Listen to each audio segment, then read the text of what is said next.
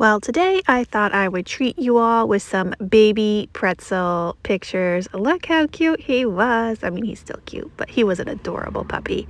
All right, let's go shopping. We are back at the Cannery Row Antique Mall in Monterey, California. We were here a couple weeks ago, and I just wanted to come back and see how quickly they restock and replenish. And look at that Russian Santa down there. Of course, I had to check him out. He was like $46, and that is a really good price for a Russian. I didn't check the tags or anything to see if it was definitely a Russian, but definitely looks like one to me. And then up here, I was also pleasantly surprised by the vintage Christmas selection that they had. This booth in particular had a lot of vintage Christmas, and right above this was a tree. And in the tree were some knee huggers, and there were some knee huggers I have never seen before. Like this one has a little pudgy nose, and his ears are not as pointy. I've never seen that one before. He was only $16, and I have a little bit of regret, so I might go back and get him. I don't know if I'm going to have any more Christmas sales, but I can definitely squeak him into a different kind of sale and just throw him in there. He's too cute. He's adorable, and I've never seen that one. And then over to this is one I've seen before, but over to the left, I'm like, wait a minute, there's another one I've never seen before. And this little fellow had kind of more of a human nose, so to say, and definitely not the pointy ears. And then I started saying, wait, are these like more modern and handmade? But then you can see the wear on his shoulder there. I definitely think they're Japan and vintage, but I just got confused. But I'm going to go back. I still liked them. I saw this bird brooch in there that was amazing. And then look at these old telephones. Some really nice glass in here too. Look at that Blanco vase on the bottom left. Oh, so good. This booth is one of my favorites. It's a case, but this case is one of my favorites. I like that perfume bottle. I've shown it before. I've got the Costa Boda out of here. But look at these Blanco vases. They're amazing. That tall amber one, I think is like 300 something. But that handkerchief style yellow one was pretty reasonable. I think it was 80. Some really cool Christmas tree brooches. They're in the 20s. So unfortunately, I could not get any of them. I've had that one with the big rhinestones before. I did sell it on a knick-knack sale, and I liked it. I liked it a lot. Let's see, more jewelry up here. Real nice pieces. And this vendor in particular is actually very reasonable with their prices. This is their higher end stuff, I guess. But they have another section that is like lower priced. That huge spaghetti poodle is still there. Look at him. He is fantastic. And then these fish dishes are still here as well, and I am obsessed with them. If I had a house, I would be super tempted to buy them. I think the whole set is like $265, and I just absolutely love it. Then I was coming down the stairs and I saw this Costa Boda lion, and I had to make my way down and over, and it's like this nook under the stairs, and it's really tight squeeze. I'm like, I gotta check it out. It was big, it was large. I'm hoping they don't know what it is, but they did. It was marked at $48, which is right at retail. So I'm like, oh shoot. Oh well, okay. I put them back because this vendor didn't really deal in glass. And sometimes when you find vendors who have stuff that's kind of like outside their wheelhouse, you can probably get good deals on it. But this vendor knew exactly what they were doing. And then I found this Mexican folk art bird, which was adorable. It looked like a platypus, but also a pheasant, you know, crisscross. And I think that was right around $20, if I remember correctly. All right, let's keep looking. I found this real pretty vase. It was marked on the bottom. I thought it might be like Portugal or something, but it seems like it's a California ceramic company, but I couldn't read it that well. I just saw like the CAL, and everything else was a little blurry. That was a Snickers container. And I'm still on the hunt for a vintage Christmas recipe card holder from my friend. If you have one, let me know. All right, over here in this case was more beautiful jewelry. Look at that rhinestone piece. I think that's a scarf clip right in there. And then some vanity items. Look at that daisy down there.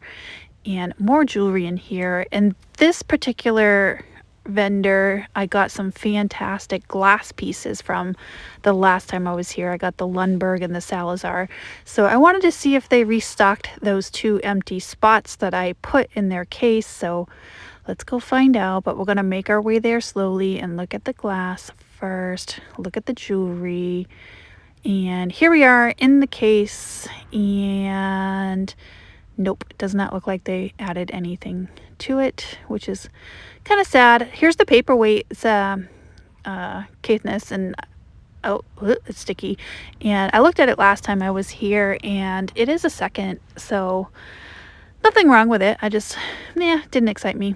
And then over here is one of my favorite mid-century booths in this antique mall. Lots of glass, some nice pottery, and then I spotted way over in the corner, I do believe this is a TV lamp without the lamp part, just like the planter part, so to say, of these 2 horses. And I had to check it out because I love horses. I'm creeping my way over there. There they are. Look how beautiful that is. That is so nice. I don't think I've ever seen this one before. It might be a Hager. I could be totally wrong. And then there was a cat on the top shelf sleeping in the window because that's what cats do. Ugh, I just love those horses. And then down here, I love those big bookends as well. Okay, this is my other favorite case.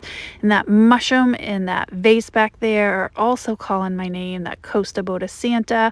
Unfortunately, it's right at full retail. There's like no wiggle room at all. And I came here hoping that there maybe were going to be some like Black Friday sales over this weekend, but not really. A couple vendors had some sales, but not really. And that Murano bowl is still there as well, and it's beautiful. Look at this pixie elf bursting out of the mushroom. I love it. I don't know how much it was because it's in a case. And then that glass in porcelain piece, kind of marriage looking thing, kind of threw me off, but I liked it. I like the pink. And look, those are clamshell coin purses. I have 2 of those. All right, then I saw in there, oh, there's a piece of Fenton. I have to get to it. It is the wheat pattern, and those sell really well because some people collect just that particular pattern. And it's a gold, ooh, skunk, and then it's a gold color. So I had to get back there. I think I looked at it last time I was here, but I couldn't remember. And if I remember correctly, it was like over what I could pay for it. But let's just check it out one more time. Maybe they reduced the price, and alas, they did not. It was $125, and I remember looking at it last time. So I said, all right, I'll put you back, and I will wait for you to go on sale, hopefully someday. That's the best I can do. And they do take some offers here, but I don't know. I didn't feel like doing that today. In that same booth, I also found the beaded melon ivy green Fenton rose bowl, which is not a common piece at all. And I think that was right at like $45, I want to say. And that's not a bad price considering it's ivy, and ivy is harder to find. And then someone knew I was coming and put out all the pugs. Look how cute these little pug ornaments are. And I've never seen either one of them before. This is like a little ceramic one, super cute. It was $15, and then the other one had a little stocking over its tail. And I don't think I even looked at the price of that one because I don't need ornaments. I don't have a Christmas tree. And then I'm like, what the heck is this? What is this? Like, what is going on? And of course I had to read the tag, and it said it was a Notre Dame gargoyle. And I'm like, okay. And it was close to $100, and I'm like, it's gotta be something because it's $100. And then I found some Bakelite bangles in here, and those were really nice. The prices were really reasonable, actually. I might go back and get a couple. And some other beautiful jewelry in here as well. They had a lot of sterling silver and turquoise pieces. And I'm seeing a trend that, you know, turquoise pieces and silver are selling really well across multiple platforms. So Over here, I found more jewelry. Look at that. I think that's an Italian piece in the center there with the colors on it. It looks like caning from glass, and it's turned into a brooch. So I found that interesting. And then over here, I found a little bit more jewelry that I had to check out. And look at that piece, that fetish necklace in the back there. I actually just won a bracelet that would match that on an online auction, so I'll have to show you that when I get it. In here, more pieces. Look at those cherries. I think those are Bakelite and some other Bakelite earrings to the left there. Really nice pieces in here. These were higher end and a little on the pricier side, but still reasonable.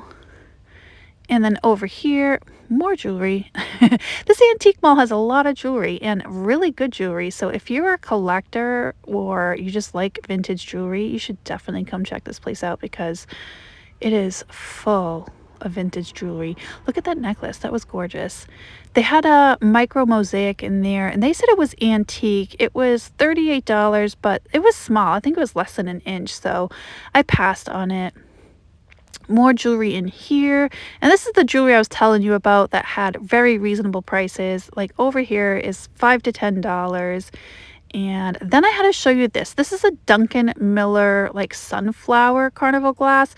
I do not see that one very often, if at all. Maybe one other time. It is a stunning piece of carnival glass, and I wanted to share it with you because it's not very common. All right, that micro mosaic had a couple missing tiles, so I left it, but that blue rhinestone and gold colored bar brooch, I did buy that one. It was on sale, so it was so pretty. I had to get it. And then over here was some more brooches, and these were really out of my price range. They were in the 40s, and I'm like, man, I sell those for like 12 bucks. What am I doing wrong? So I don't know. I just think they're overpriced because I saw the same exact one in the same exact antique mall for 20 something dollars. All right, in here I found these really cool ornaments, which I thought were a great idea because they had like jewels in there. This one had old buttons, and I thought that's a really neat project for like kids. Just give them empty ornaments and some stuff to put in there. Look at that mesh purse down there. It's a real pretty piece. And then that purple rhinestone earrings are really nice too. And then this was like a dowel Christmas tree. I don't know what else to call it, but I loved it. And then in here was this fantastic purple obelisk glass sculpture. They said it was Murano on the tag. It very well could be. I was obsessed with it. It was $300 though. And then I found all these rhinestones brooches, but I didn't know how much they were because there was not any tags that I could see. And then a nice yellow paperweight in there. And then they also had some really nice bracelets there to the left. And up here, also some nice jewelry. I like that green bracelet in there. Thought that was really pretty. And then in here, that Robert held paperweight is still there, along with that Fenton chicken. So they're calling my name. At some point, I might get them, along with that beautiful Hanging Heart perfume bottle. I bet that glows like crazy. And I just love it. I don't even remember how much it was. I looked at it last time I was here. There was some nice cameo jewelry in here. Another turquoise cuff bracelet, which I loved. Some necklaces back there. And over here they had some vintage style glasses, which I thought were pretty cool. And then earrings. Look at those lemons. The lemons were super nice. I like those. Those were probably my favorite ones in the case. And then I found this intrigued me. I saw this bracelet and it has this pink and yellow and caramel colors, and it looks like Bakelite. It felt like Bakelite. Of course, I did the sniff test on it. It was Bakelite by the smell, and they only wanted like $17 for it. So I took a risk and I said, I'm gonna get it. And then I got back to the van, and the very first thing I did was test it. Of course, I use the semi-chrome polish to test my Bakelite. That is the best way, in my opinion. So the cream is actually pink, and then once you rub it on the Bakelite, it will turn a yellow color. So here I am, I'm rubbing it on the inside of the bracelet. But look at that color. I don't even know what to call that. I've never seen that color on Bakelite before, and sure enough, there it is. Bright yellow. It is a Bakelite piece, as suspected, and I don't know what to make of it. I love the color. I'm just wiping the cream off there, so super excited about that. Alrighty guys, thanks for watching, and as always, I will see you on the next video. Bye guys.